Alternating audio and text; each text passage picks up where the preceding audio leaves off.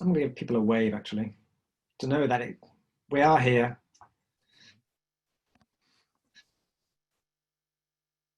We're waiting to come on.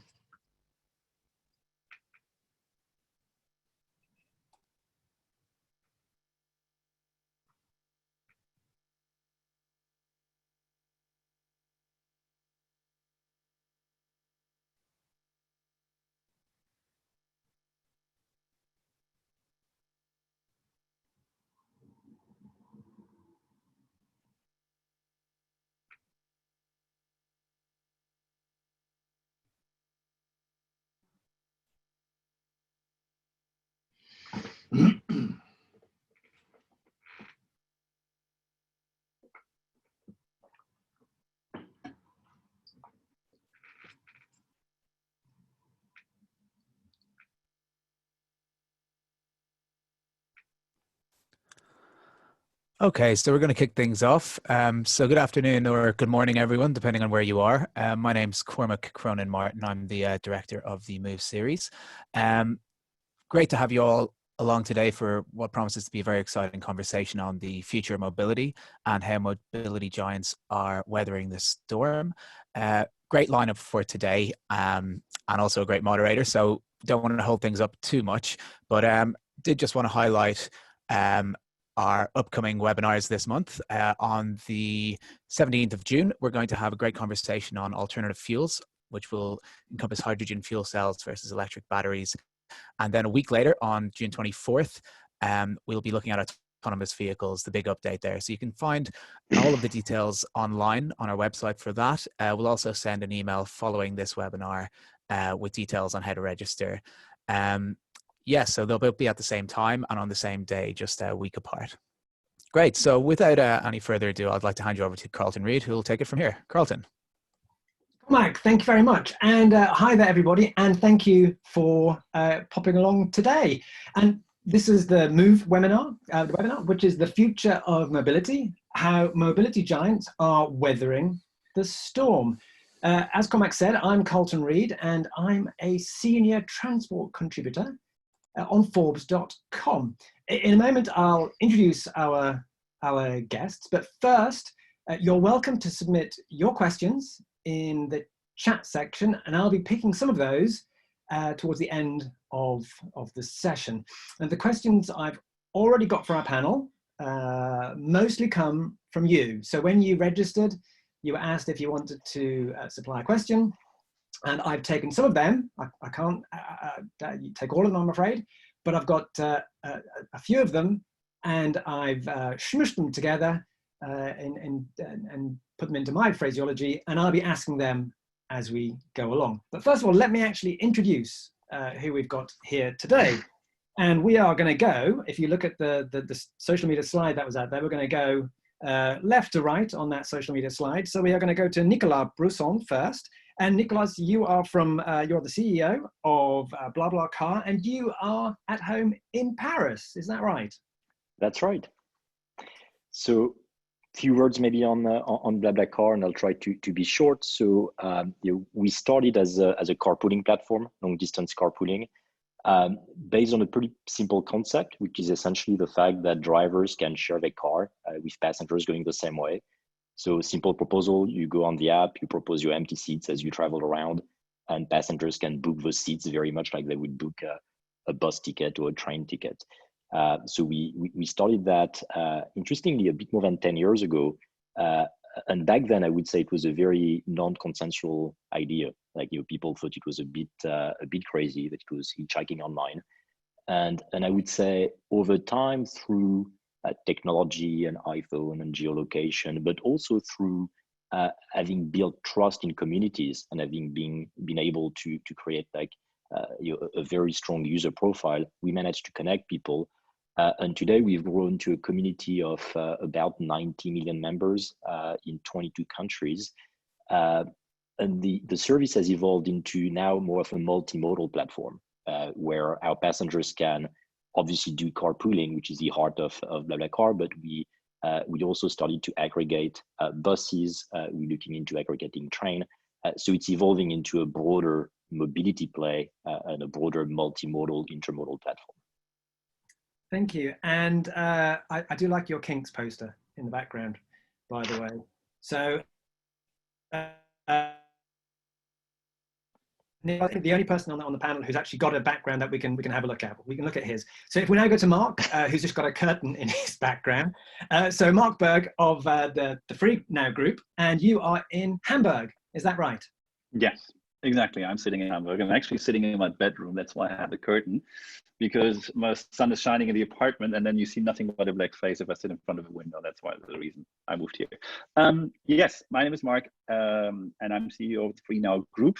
Most of you probably don't know the FreeNow Group because we just went through a rebranding a couple of months back. The company originated from 2009. Was founded originally as a company to actually provide dispatching solutions to taxis or taxi companies. And the founder couldn't really sell the software. That's why he said, I'm going to build my own proof of concept, and quickly realized that building a platform and brokering supply and demand is a much better business model than selling B2B software. So we built up that company, originated in Hamburg, expanded into 3-4 more countries, and then was acquired by Daimler sort of in the mid-2010s. And then Daimler started to build on that company and acquired basically 3 more ride-hailers in Europe and expanded to Latin America. So today we have about 45 million active passengers, about 1 million drivers on our platform, with a fast-growing ride-hailing company in Europe. And in Latin America, we grew the company by about 30x over the last 3 years, and doing approximately 2.5 billion run rate right now. And in the last 12 months in Europe, we focused on going beyond ride-hailing and thinking about what is the real problem that we are solving. The problem is getting a person from A to B and not getting a person at private hire or a cab.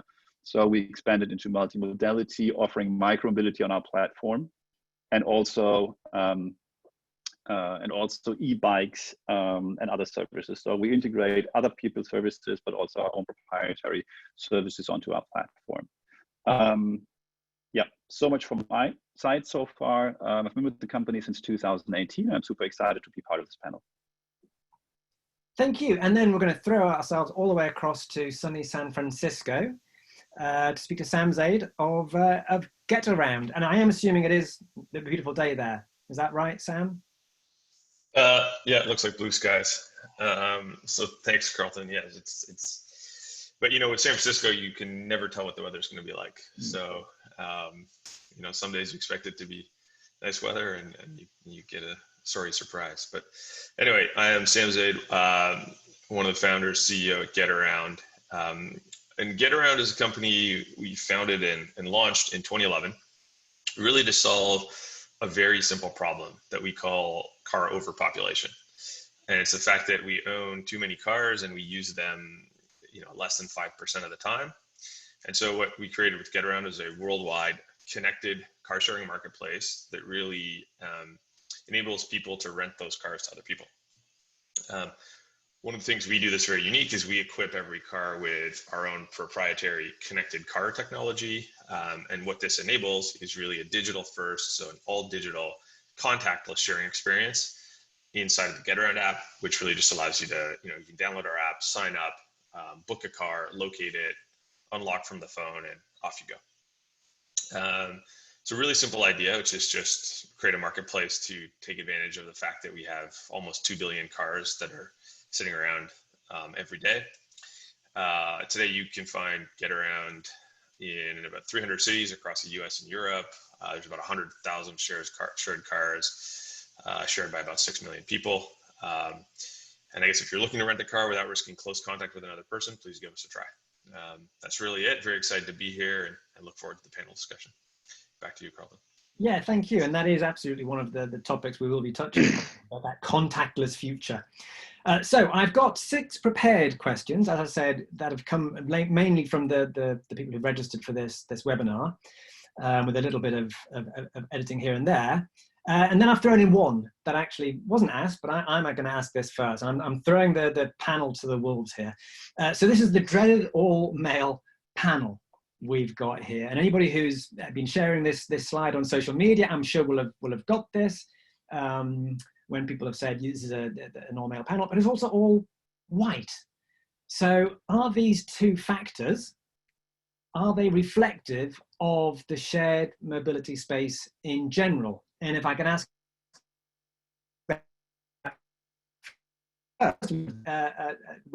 Nicolas. Yeah, thanks. I mean, it's I'm not glad I have to go first on this one. No, it's true that it's an issue, but I think it's not an issue of shared mobility or mobility. It's actually a broader issue in tech, right? And I think that's been highly debated for lots of good reasons in the past year or two. And it's true that the tech industry is very much male dominated, probably also white male dominated. And it's been like that for a while, and it has not really changed that much over the last few years. And I think it also, boils down to some extent. I mean, I guess one of the few sources, but one of the maybe major sources, is we need to make a bigger effort having more women in engineering and science. So I think it comes down from education, because if you look at many of these companies, many of the founders, so I don't know what's the background of Sam and several other people, but you find lots of people coming out of engineering, science, physics, math type school. And if you look at people coming out of those universities, it's still very much male, at least male dominated. So that's what we need to fix. I think shorter term, there are other things that companies can do, obviously making an effort in hiring more female talent, which I think most companies are now doing. And I think specifically like the younger talent. And one thing we've seen, and I'll just close on that very quickly. One thing we've seen at BlaBlaCar is out of the first employees actually we had several like out of school young female employees. All of them, at least 3 of them I can think of that were in top position, left BlaBlaCar over the last 3-4 years, and they all founded their companies. So now they are founder, CEO, COO of a tech company. So I think that effort matters, because you can actually grow and groom actually the next generation entrepreneur in our startups and create more of a PayPal mafia, BlaBla mafia, the Getaround mafia, and so on with more female actually in the mix. Sorry, Marc, before I bring you in there, can I just throw it back to Nicolas and just ask about color as well? So same question, but color. Yeah, so I think obviously it's an issue as well. I think it depends. In San Francisco, it'd be interesting to hear from Sam actually if it's white and Asian. But for sure, you realize that it is very much white dominated. I think it goes back to look at engineering schools. I think you have the same issue here. It's very at least in Europe, feels very male, very white dominated. So I think for most of these core issues, it comes down to education, and that's where the effort and the bias actually should be fixed. Because after that, as a company, it's hard to rebalance when essentially your hiring pipe comes mostly from universities. So if I look very briefly, our engineering team is 80% male, and if I we looked at that and we try to fix that and we try to put ourselves higher quota. But the challenge is you're hiring from a few top schools and a few hackers, and actually what comes out of these schools is mostly white male. So it's a bit of a challenge to overcome. So I think again, an effort in education is probably one of the long-term key, and then you're bringing people on board and making an effort actually to create more mix right now in startups, because again, like the next generation entrepreneur are probably our employees today. Matters as well, more short term. Okay, and Marc, if we can bring you in now. Sure. Yeah, it's not a pleasant topic, right? Because you hit it on the head. If you look at not only at the panel, but also if you would look at the first, or sort of at the C level of FreeNow, you would see a completely white, male, homogeneous, mid-30s to mid-40s management team, basically. And I know personally how hard it is if you're not 100% committed to change this, right? I mean, when I joined, there were a couple of positions that I needed to place. And as a CEO, you're always in the arbitrage of, do I get the right candidate in time that could help me in a fast growing company to sort of fill the spot quickly? And when I was approaching the headhunters for filling in positions, and I said, okay, I would love to have an international woman joining on various positions. They were like, oh, this is going to be really difficult. And the search time is probably going to be twice as long. And I said, I need to fill them quickly because I'm running out of time here. And I didn't take sort of enough time because at that time I thought it was more important to actually place the position with a qualified candidate instead of driving for diversity. And then we had a lengthy discussion in our management team just about 12 months back. And what we realized is we needed to define a purpose why we want to have diversity. Why does it make the company better? To really understand that it's probably worthwhile spending an additional 3 to 6 months to find the perfect candidate who has diversity, because it will make your decision making better. You will look at problems from more angles and more perspective than if you have a homogeneous group. So you need to understand that it's really driving company value and makes you a better sort of, that drives better decisions. And if you do this, then you have to put a rigorous project or process around this, just like a cost program, right? You have to make it sort of the top management through the company. So we're not perfect, we're not there yet. We've put some tools into place like the Rooney Rule, making sure that we have female candidates in the final rounds, just pushing everyone hard when staffing positions, but that will not do the trick. And I think partly, or not only do the trick, and partly it's what Nicolas said, it's a pipeline funnel, and it's just very tough to compete for talent anyways, and then to find the right talent that drives diversity makes it even tougher. But I think it has to be a company objective and OKR, just like, I don't know, launching a new product. Otherwise, you probably will not get there. So Sam, that was 2 European perspectives. Do you have the same issues? Do you have an American perspective? Is it somehow the mix is different in America? What's your view on this question? Yeah, I think this is it's not just a European problem. It's not just an American problem. I think it's a much bigger worldwide challenge that addresses, that affects a lot of countries. I would say, like, when you look at it, it's, at least in tech, it's about 7 in 10 CEOs are white and men. And so, that's 2 problems, white and men. And so I think building, and that's just at the CEO level. Obviously, it's the same thing when you look at the full C-suite and then throughout the company at sort of every level. And I think the events going on in the world, they made it pretty strikingly clear that we're just not doing enough. I mean, I'd say Getaround's not doing enough as a company, but overall as an industry, as countries, we're not doing enough to address what is essentially systemic. In the case of people of color, it's systemic racism that exists in the system, right? And so it's correct that, like, it's hard for an individual company to fix this by themselves because the system as a whole is not working in your favor. In fact, you have to actively work against the system to make change. And so therefore the change has to come from all of us making a commitment to adjust the foundations and the fundamentals that enable this, that are basically sustaining the fact that we have not enough women and not enough people of color, not enough, whether it's Black in the US, Black Americans or Indigenous peoples or other people of color. In my case, it's a very interesting story because I've witnessed it vicariously, but through my parents who are, immigrants, and you can't probably tell by looking at me, but I actually have African blood in my veins through my father. But still I feel like as a white person, I've experienced the benefits of being white and the privileges of being white. And so I think it's a responsibility of all of us to change the system. Education is a part of it.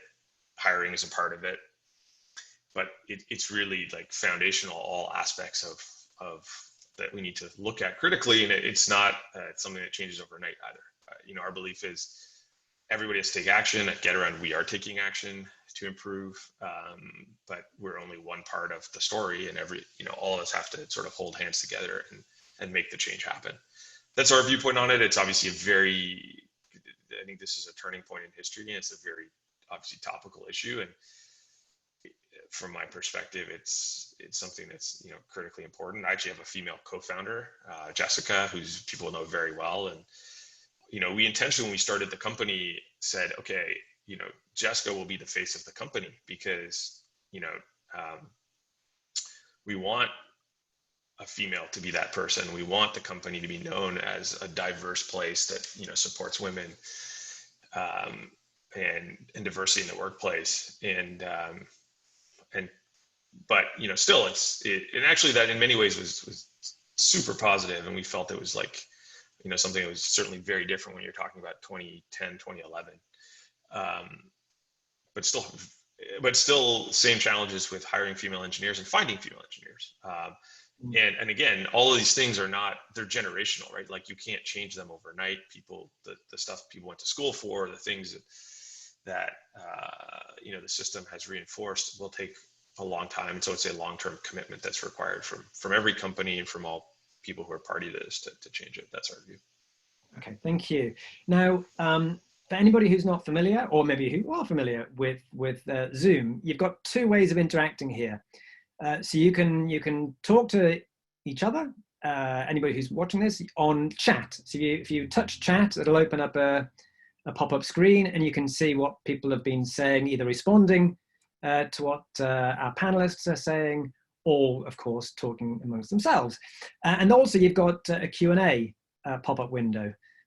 So if you want to put your questions in, you can do so there. The ones that I'll just explain. The ones that have been put in so far, I've got coming up anyway. So, but don't let that stop you actually putting them in, because we might get a fantastic question that I haven't already got here. So please put your questions in there, and absolutely go in the chat section and chat with your typewriters, with the fellow people on the call. So now I'm going to go to another question, and now I'm going to go back to Nicolas to start, and then we're going to go through the panelists, and that is, have you laid off or furloughed staff in your company during this pandemic?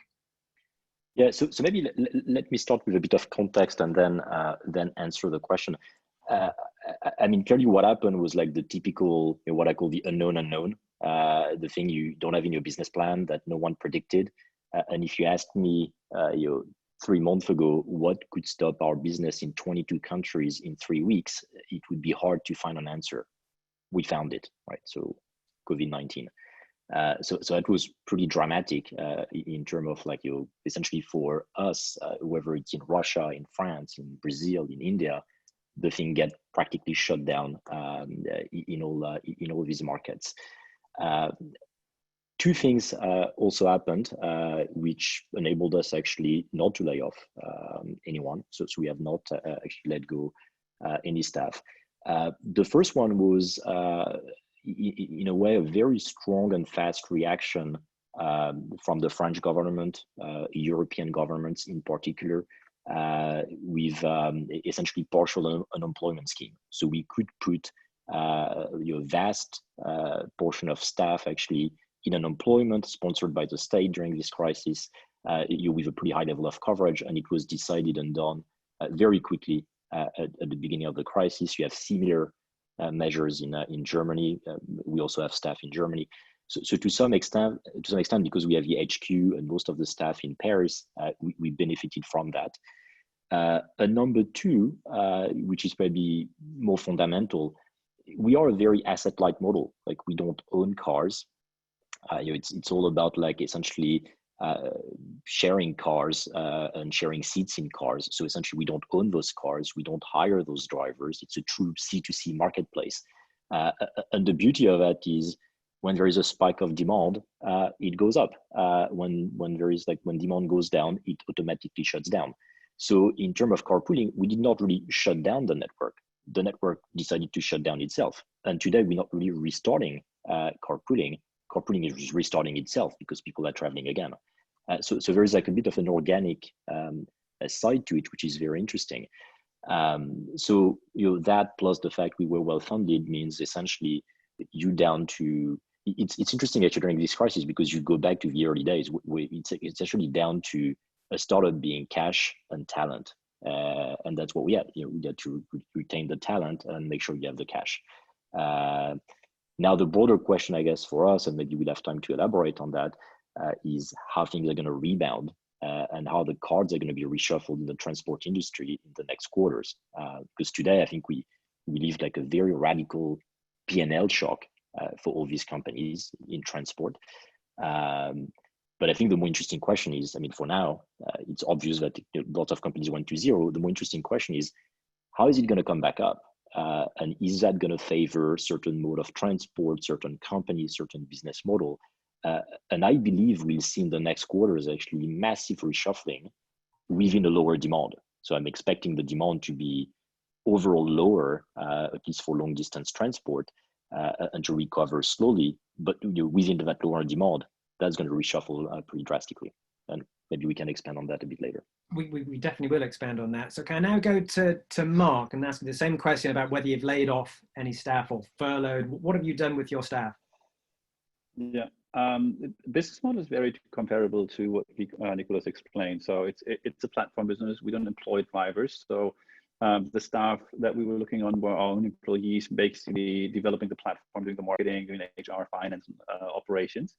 And yes, we made extensive use of furlough or part-time work, as we call it in Europe, where you do get the state subsidies. So even if a person to a 0% workforce, the government state sort of covers for 60% in Germany for the net salary. And then we as a company topped up to 75% to make sure that sort of other people could fund their, let's see, their running costs. But it was a very difficult time because the business basically dropped off a cliff, right? We came out of January and February, we had year-on-year growth rates of about 80 to 100% across all markets. And suddenly it went to zero across all markets. We saw a drop of about 90% of our volume. And it was a black swan. Nobody saw this coming. It was completely unheard of. I wouldn't have believed if somebody have told me countries will shut down borders in Europe and won't allow cross-country travel in Europe. I would say you're completely crazy. It's not going to happen, right? There's no way on earth that's going to happen. And especially that it goes from continent to continent. So our Latin American business also was impacted just as hard and is still as hard hit. Now, what we said is the short-term work measures, they are the furlough, that's a short-term initiative that is covering for short-term loss of volume, right? So the whole COVID-19 impact, we basically covered through the different governmental programs or voluntary salary cuts, like management did a voluntary salary cut, various parts of the organizations where there was no furlough available, made voluntary salary cuts to actually protect as many jobs as possible.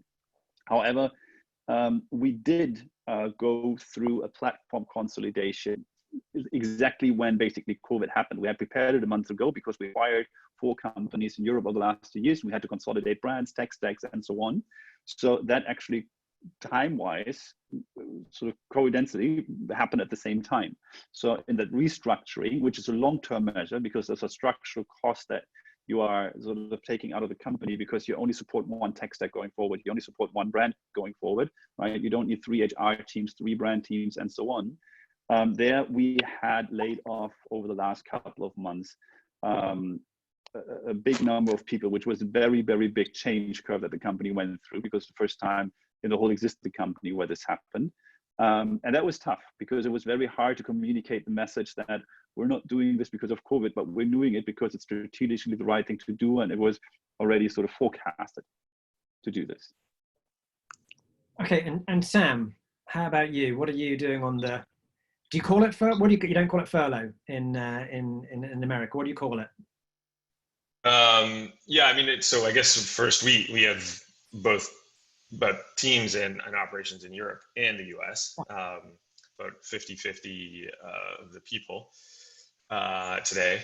And so, it's a very similar story in Europe. I mean, we saw things, deteriorate very quickly. We did furlough staff in Europe because it was, the right thing to do to just protect the team and the business and to, proactively scale back our operations just to align with what we saw as a slowdown in the day-to-day. Yeah, the US is different. I mean, it's here, the term furlough still exists, but it's more, really more, it's if you put people on furlough, it's more like unpaid leave or some nominal paid leave type structure. So what we did in the United States was a little bit different. We did eliminate a number of roles in addition to doing a small number of furloughs in the US. But the other thing we did was really refocus our teams on cash preservation measures. And so it's really about what are the things we can build, the processes we can change, the product features we can ship, that would allow the company to, either generate more revenue or save cost or take cost out or enhance margins, things that allowed us to show, even within the impact of COVID, an ROI type on preserving as much of the team as possible. And at the same time, we also did the similar changes around voluntary salary reductions. So everybody from myself down volunteered to reduce pay through the period as a way of, again, just everybody coming together to do the right thing. Very difficult set of choices, no matter how you cut it. And also actually a difference even between countries. I think in Europe, we saw, things be more severe and more rapid in impact. In the US was less rapid, but not as severe an impact. And in fact, in the past few weeks, our European business has started to come back very quickly. But again, it's all of this is still sort of very early in the fullness of time of understanding the impact of COVID-19 on mobility as we move forward. Okay, thank you. And you're all giving very full answers. Thank you very much, which means we're not going to have any problems getting through these or having any space at the end there. We're going to get through these questions with some good answers there. Now, I can recommend both the panelists and everybody at home or wherever you are, definitely pops out that panel, because there are some good answers or good points being put up in there from people who are making responding to some of the points that I've raised by the panelists, and then experts who are watching in are giving their point of view there and giving in good information. So definitely pop that out. And if you could, and in fact you could do this as well as just giving that information, tell us where you're from. So we had somebody right at the top there was from South Africa. Hi, Neil. So if when you give your points, or even if you just want to put where you are listening, watching from, that would be good. So we can all see where we're actually from on this call. So let's go back to Nicolas, and that is, I think I had a question here about how has COVID set back your profit expectations. I think everybody you've touched on that in your previous answers. So I'd like to go, and if you are looking at the questions that I've already provided to you guys, so I'm going to go to question 4, and that is, how can transport providers instill confidence in users when, because of COVID-19, governments and the mainstream media urge people to stay away from public transit and, by extension, shared mobility? So you first, Nicolas. Yep. Yeah, I'll try to do a bit of question 3 and question 4 at the same time. So I'll start with the measures essentially we've taken, because you're right. Essentially, even though we're not locked down anymore and people can start traveling again, clearly expectations from passengers have changed. The measures are pretty drastic. People are anxious, so we need essentially to put lots of things in place to reassure people. So essentially, we've done all the things you would expect in terms of government measures, of people wearing masks in buses and in carpooling, and obviously not shaking hands, and all these distanciations measures. But we've done 2 other things, at least for this relaunch and the reboot of the activity. One of them is to limit the number of seats in buses. So in our bus network, which we don't own the bus, but we work with bus partners. But we're going to limit to 1 seat out of 2. So we guarantee no neighbor next to you during that restart phase. And in carpooling, which is a broader play for us because it's in all the countries and larger volume, we allow drivers and even encourage drivers to offer a single seat in a car. So as a driver, you can, instead of offering like the 3 empty seats in your carpool, you can just do 1. And we've seen that's pretty well adopted actually by drivers, obviously very appreciated by passengers. And interestingly, that's going to bring me in a way to your question number 3, to add a couple of points on that. Interestingly, we see a very strong preference from passengers to do carpooling because it limits radically the number of contacts. So if you are about to choose between a plane, a train, a bus, or a carpool, where you can have only 2 people, you don't go through a bus station or a train station. Essentially, it's not a place where lots of people go through. You have this notion of limiting number of contacts actually seem to be very important to people and seem to create like a very strong preference, at least within our network, toward carpooling. And maybe to talk briefly about profit and does it change profit for the company, and linking that to that point somehow. I don't really think that way. I mean, I don't really think of like where does it push the profit 6 months or 9 months, because we don't know yet. So I think what we know is we had like a massive P&L shock in Q2. What we don't know is what's the demand going to be like in Q3, Q4, and 2021, and how it's going to be reshuffled.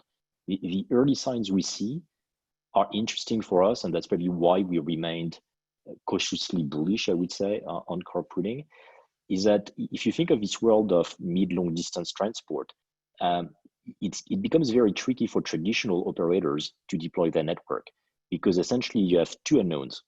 You don't know how big the demand is going to be. So it's very hard to provision your trains, your planes, and your buses across the country, not knowing what the volume is going to be. And the volatility on that demand is probably going to be very high.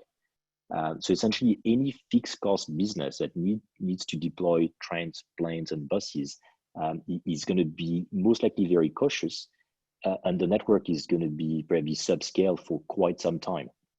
And what we've seen in the past is whenever that happens, carpooling tends to take a bigger share of the transport mix. So maybe within the lower demand overall, but takes a bigger share. And I'll give you 2 examples of that, one right now and one that happened before. What I'm describing is what happens when we have strikes in France, for example. So whenever X% of the trains don't run, we see carpooling actually jumping up and adapting itself, because the carpooling network, being very organic, actually adjusts itself to that higher demand. And today, like very surprisingly, in a country that has restarted and reopened pretty quickly, which is Ukraine, we have more volume right now in Ukraine that we had at the same time last year. Not because more people in Ukraine travel, less people in Ukraine travel, but because of exactly what I'm saying. As they restart the transport network, a lot of bus companies are not redeploying the entire network. They don't cover the entire geography. They don't cover the entire timetables. And we see that shift. So that's pretty interesting, because we expect some of that to happen in Europe and outside of Europe.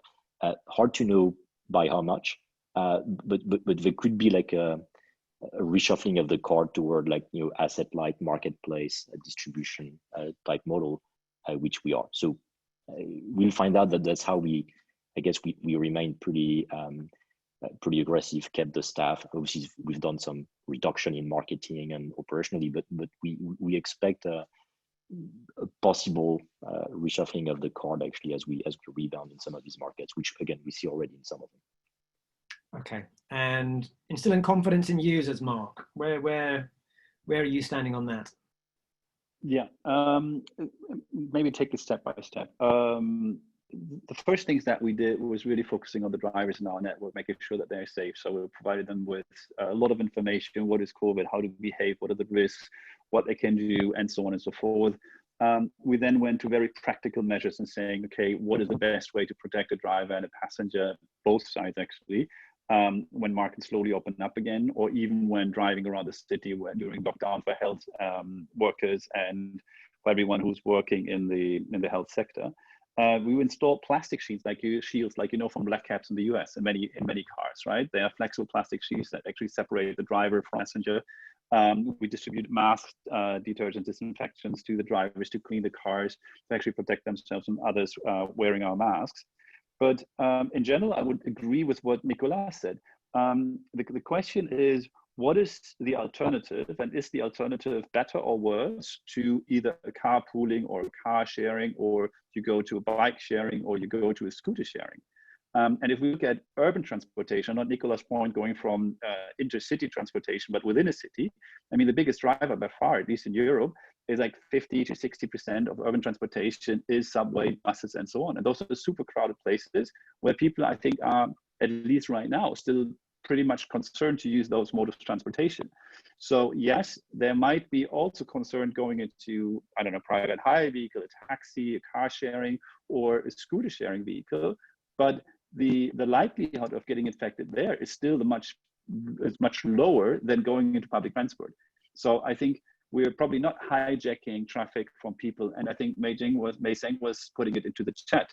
I think it's absolutely right. We don't steal from car owners, we steal from public transportation. And that's where we see the uptick in traffic. And similar to what Nicolas was seeing in Ukraine, we see it in Athens and Greece, where we are at higher levels than prior to COVID already. And we don't believe it's because more people just said, I want to do ride hailing. It's just because people are probably concerned about public transportation and are looking for an alternative way, which is, it's about relative safetiness. So it's relatively more safe than public transportation, right? And then it's about, do they realize, okay, there's a shield protected, but he's taking care of it. We send a lot of information to our customers also around this. So I think there are many things that we can do. And I also believe that COVID, if at all, will have a positive impact on the sharing economy, because at least in the most cities that we are operating in, the biggest mover of people in cities is public transport. And that's where the biggest risk of COVID is, right? So we will probably see some shift who can afford it into other modes of transportation. Sam, do you agree with that? Is that your analysis too? And where are you on the instilling confidence?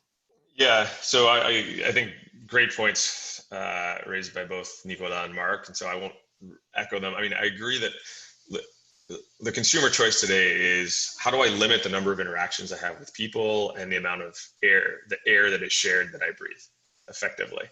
And so when you look at the different modes of transportation, clearly, and this is unfortunate actually in my mind, public transit is one where it's just a crowded space where there's a lot of interaction and a lot of shared air. And so it gets heavily impacted. And we saw that in China, it was more than 50% reduction post-COVID. And so what that means is then the other modes, people still need to move around. So then the question is, how do they do that? And so you look at alternative transit or transportation modes. And I think that is the sort of reshuffling that will happen, at least on the short term. Long term, it's maybe less clear. As we look at Getaround, we have the advantage going into COVID that we've always been contactless, right? It's always been an experience where you download the app, you do everything from the phone, you get in a car, you never interact with anybody. There's no meeting an owner to get keys, there's no waiting in a counter, like at a rental car counter to get a car, there's no paperwork, nothing, right? So it is very much a very low interaction model, but still there's things we believe are important for us to continue to build to instill confidence, per your question. And those are things like, how do we enable sanitization? How do we do that both for the on the marketplace for the owners and the renters, and what's the right mechanism for doing that? That's something we're working on shipping very soon. Additionally, one of the challenges is when you think about how transmission of the virus, it's people in contact, but if someone is there and then you arrive only 30 seconds later, there's still risk of transmission, right? And so the idea there is like, okay, let's make sure that there are appropriate buffer periods or turnaround periods between bookings on a car so that, there isn't lingering virus in a vehicle or anything like that. So there's a number of these sort of product features that, we really want to make sure we're aligning with what consumers are looking for that help instill confidence. And those are beneficial, I think, within the concept of car sharing and car rental and sort of the peer-to-peer marketplace. Those are things we can do to differentiate ourselves and do the right things for the consumer. But I think the bigger shift is the fact that there's a change from a modality point of view as to the amount of fixed capacity available, the amount of public transit available, and fundamentally the consumer perception of a lot of those other modes. And so we've seen that as a benefit. It has meant that we've seen a very fast recovery in most European countries as they come out of lockdown. In the US. And so, but again, this is all very recent stuff. So it's not, maybe it can give you some indication what's going on in Q2, but certainly there's still open question beyond that, I think, for the whole industry. Okay, I'm now going to throw in a question that we didn't prepare in advance. It's just a follow-up question because of what you've all three of you have said there, and I want to come back. I want to circle back and go back and get your opinions on this particular point. And that is, you've all pretty much mentioned, or you all seem to assume that public transit has been massively impacted. We've all seen that, and that's potentially of benefit to this sector. Not be of it to cities, in that without public transit, maybe you're not going to be getting around, even in shared cars, because too many people will be in cars.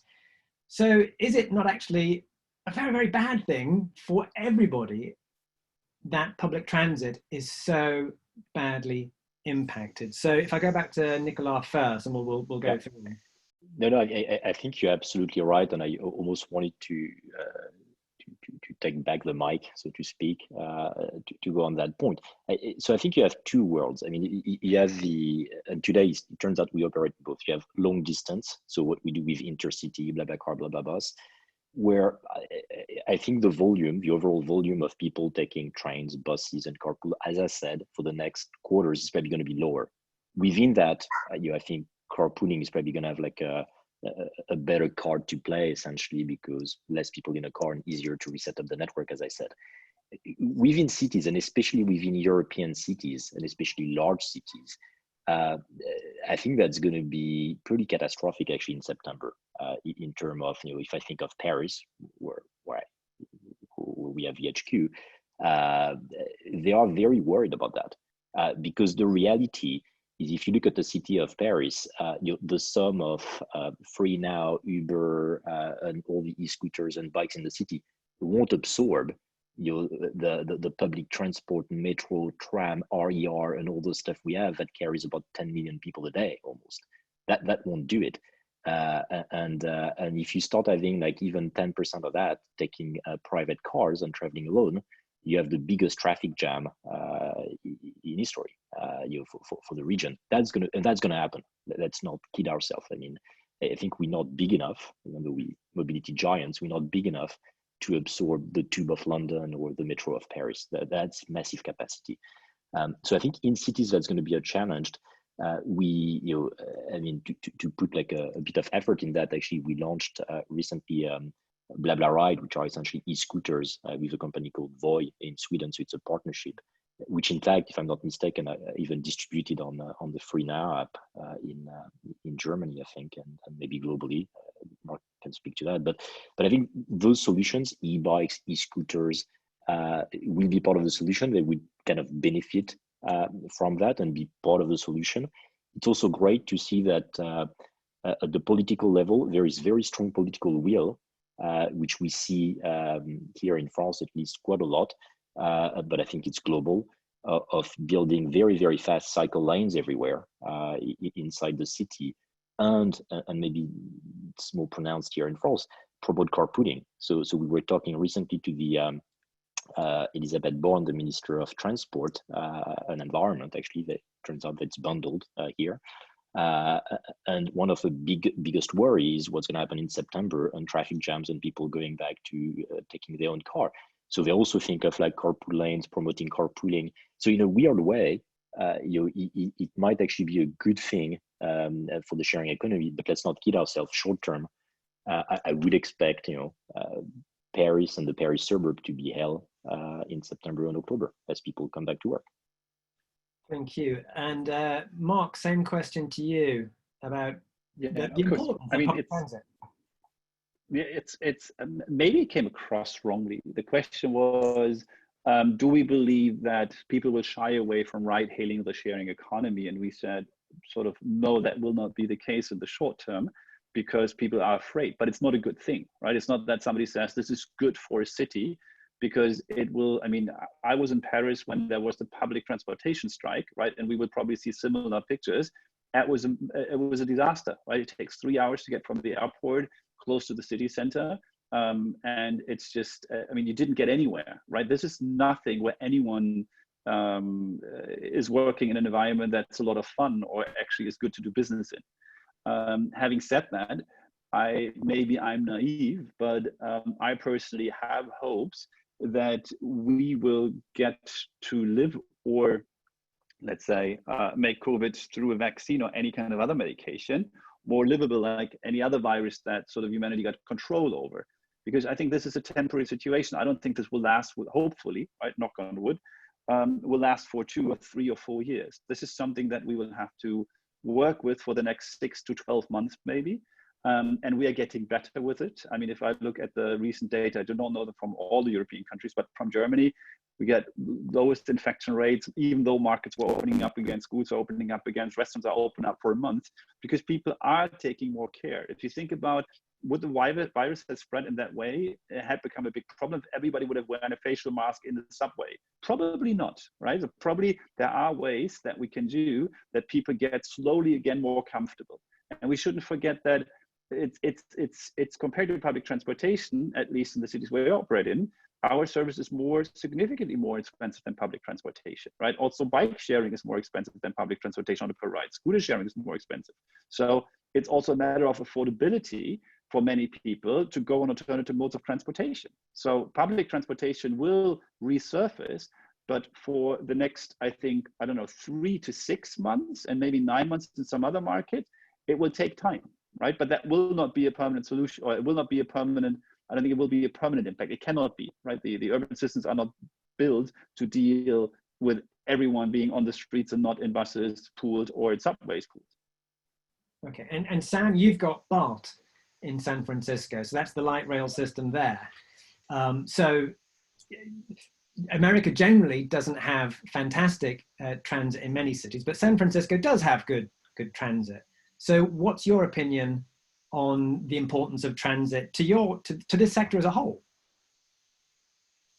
Yeah, I mean, I think it's critically important. I mean, even to our business model, it is important, right? Because if you don't have transit, then how do people commute to work? And then what's the default solution is everybody just buys a lot more cars, and you just have more cars and you have more traffic.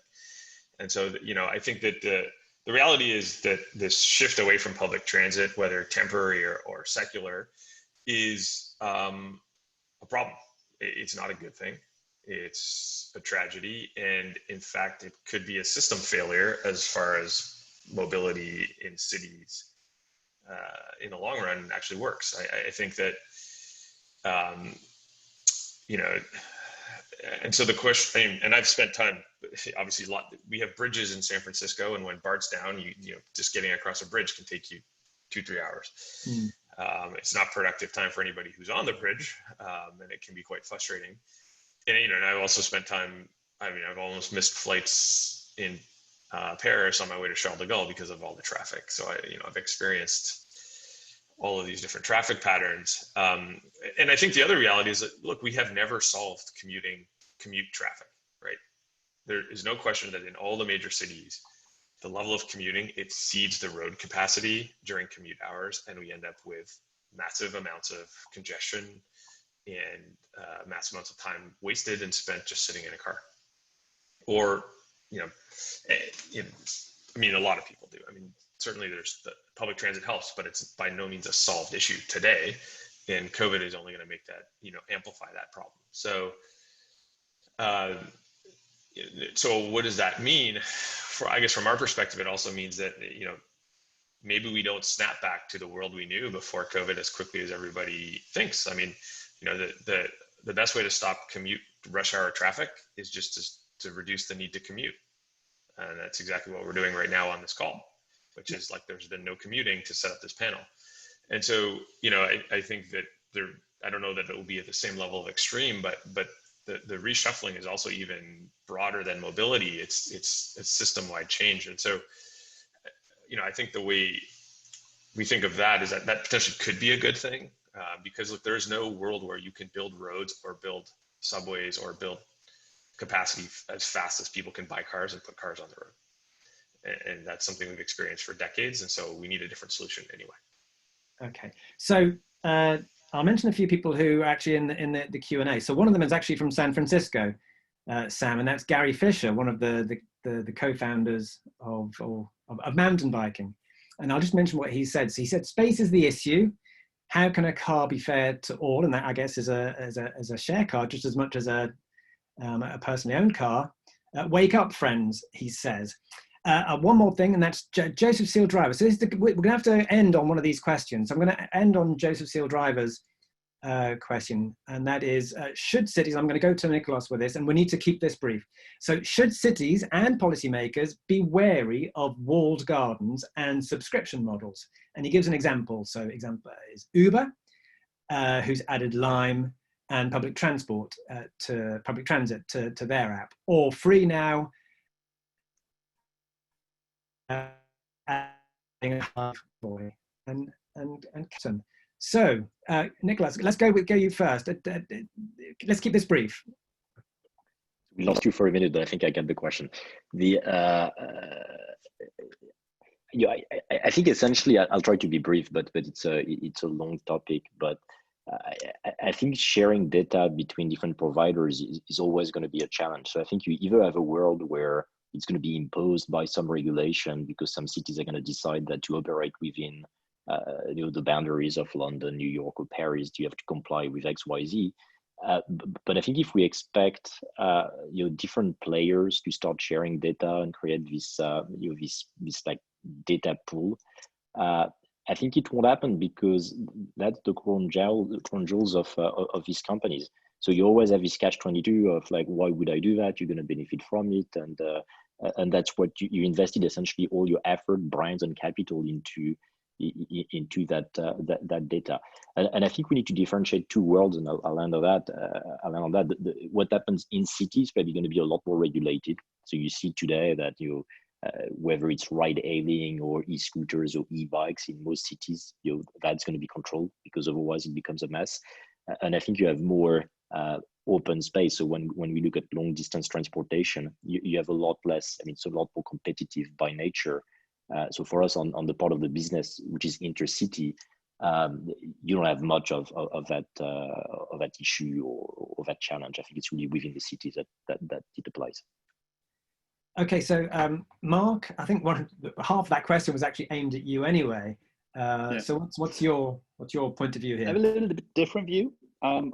We looked at this market extensively, and of course we don't have a crystal ball, but we believe that ultimately there's different things that we are solving for. Some companies will solve for a problem for the consumer in terms of how do I get from A to B, and other companies will solve, I have a mobility service that helps a customer in a specific use case due to weather or where he is or how long the trip is and so on to get from A to B. So I think a couple of platforms will exist, and those will be oligopolies because there's no structural reasons why you should say 5, 6, 7, or 8 platforms, neither for the consumer nor for the partner side. But we would see a lot more diversity and a lot more modes of transportation popping up to deal with the urban mobility problem that we are seeing, because public transportation, building subway lanes and bus lanes just takes too long. So there have to be alternative modes. So aggregating and trying to aggregate other modes of transportation onto our app was a logical consequence. And of course, it's not easy because there is this concern about who owns the customer. How do I make sure that I don't lose contact? What is the value of my company? Is it in providing a service, or is it in being a customer platform? What happens to my brand, right? There are many things that we need to solve. How does profit sharing look like, and so on and so forth. But I think this is something where the industry is so new. If you think about the disruptive part of mobility, so apart from public transportation and only your own car or your own asset, whether it's a car, bike, or motor scooter, it doesn't matter. It's so new, and everybody is still figuring out in terms of how does the value chain really look like? Who owns which part of the value chain? What are the elements that you need if you want to be a navigator that you really need to nail, right? And what are the elements that you need to nail if you want to be a mobility service provider? So I have a more optimistic view. Also, when we talk to different participants in the market, and of course you see criticisms, but I believe that there will be room for at least part of an aggregation of services, and some players are willing to cooperate, and we will see whether it's beneficial for both parties. It will not help if it's only beneficial for one party, right? If you look at it from a game theoretical perspective, then it would be a one-round game, it's over. Right? You have to find a construct where you enter into multiple rounds of engagement and where people, so the two companies interacting, feel comfortable and have a value proposition to the customer. So, and I think this is nothing where cities should be afraid of. I think, at least in Europe, in the markets that we active in, we realize that cities are good in many things, putting rules in place, putting boundaries in place, defining the playing field. but sometimes are not really good unless it's infrastructural projects to actually be an actor in the playing field. Okay, thank you. We are now over the hour, so very shortly Cormac will be pulling the plug on us all. But first of all, let's go to Sam. And Sam, your point of view on walled garden subscription models. Sorry, I had to get off mute.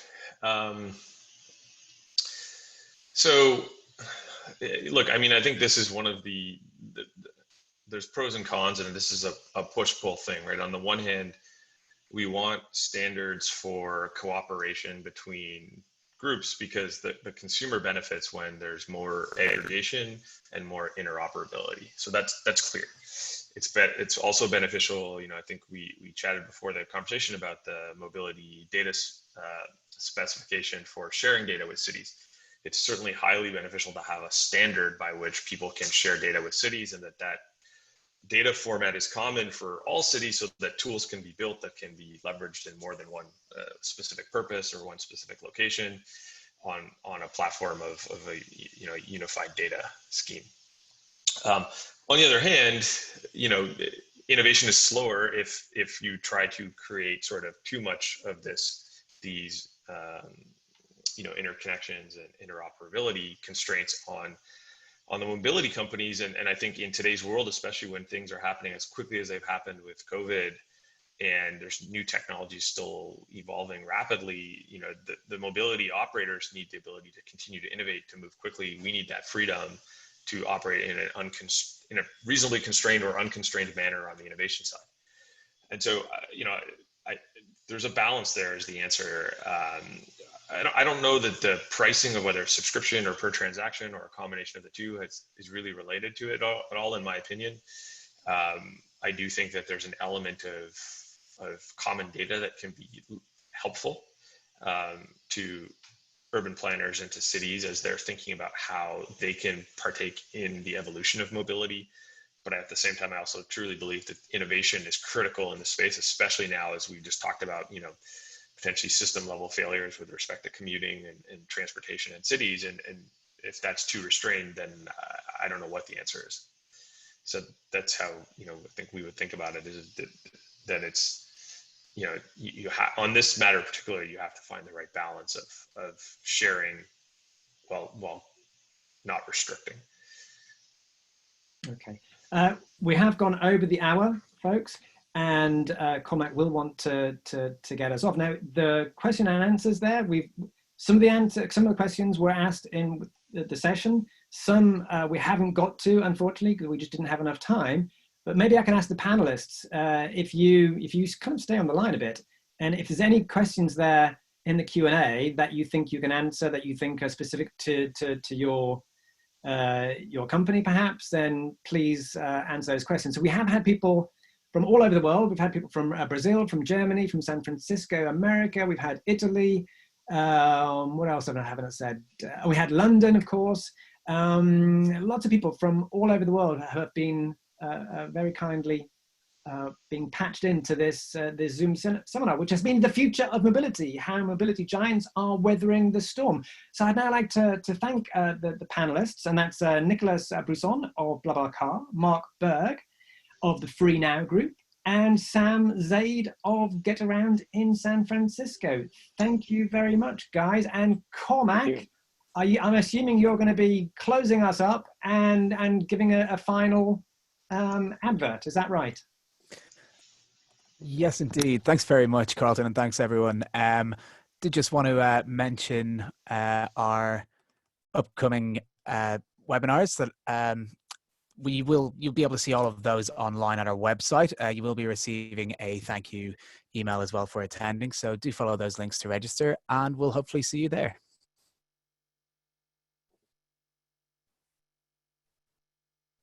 Perfect. Thank you very much, guys. It was a pleasure.